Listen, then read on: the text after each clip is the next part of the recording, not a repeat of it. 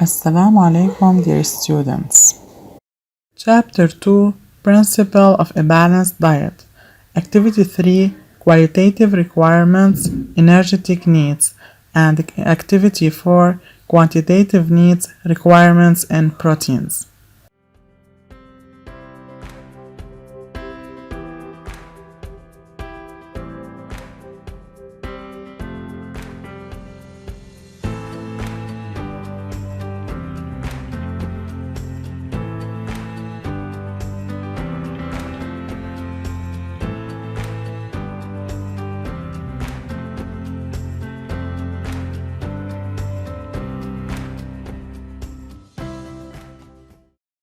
Motivation. Hassan, Rami, and Ali decide to go for a day of hiking in the mountains. They didn't want to take too much food in their bags, so you had to find the most energetic food to consume before going there. Hassan suggested a breakfast rich in fruits, chocolate, and jam. Rami suggested consuming food rich in fats such as butter and nuts. Ali believed the best choice is to take protein supplements a few days before and in large quantities to build strong, ready to work out muscles. Who is right? Needs of the organism. The food intake should include quantitative needs for the energy needed by the body and the qualitative needs to ensure the renewal of the elements constituting the body. Qualitative needs, such as carbohydrate, lipids, and proteins. Let us start with carbohydrates. When carbohydrates are digested, they produce glucose that is used by cells. Glucose is the combustible choice for most cells. Then, before a short effort, we eat chocolate, which provides us with energy quickly. Glucose allows a rapid energy raise followed by a rapid fall. If you want to talk about sugar, we have fast sugar and slow sugar.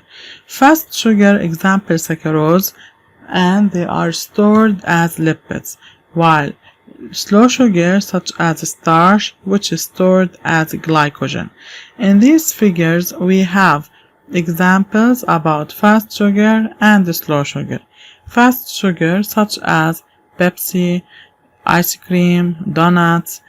In slow sugar we have bread, banana, potato, and etc. Let's now talk about lipids. When lipids are digested, they produce fatty acid and alcohol glycerol.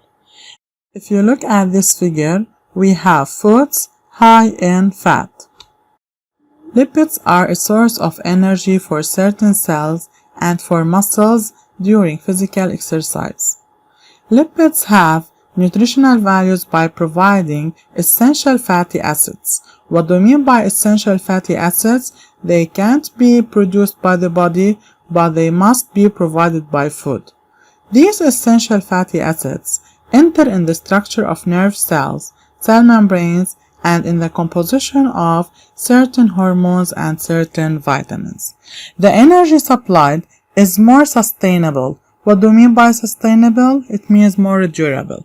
That's why before a mountain hike, you should consume lipids and not carbohydrates. Finally, we are going to talk about proteins. Proteins are complex molecules made up of long chains of amino acids. There are 20 different types of amino acids.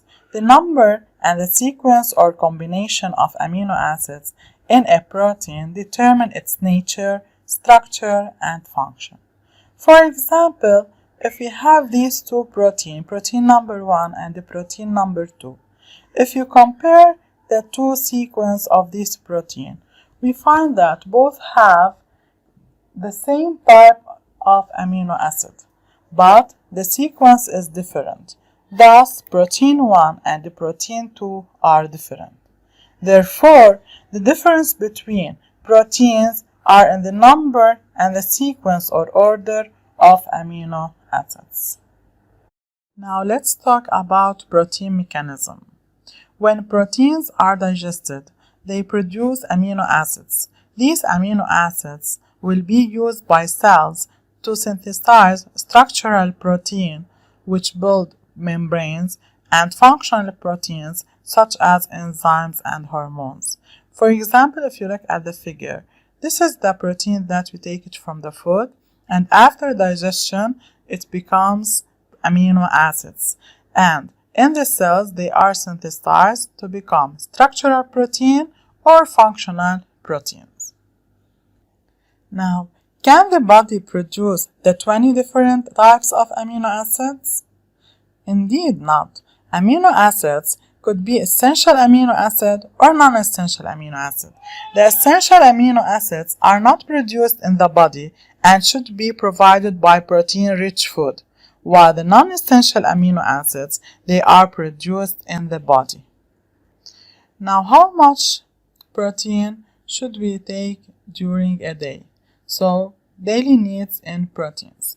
The daily needs in proteins of an individual vary according to the age, gender, and the physiological state.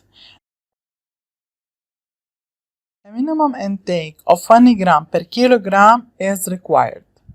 A protein deficiency causes destruction of structural proteins, which leads to loss of muscle tissue.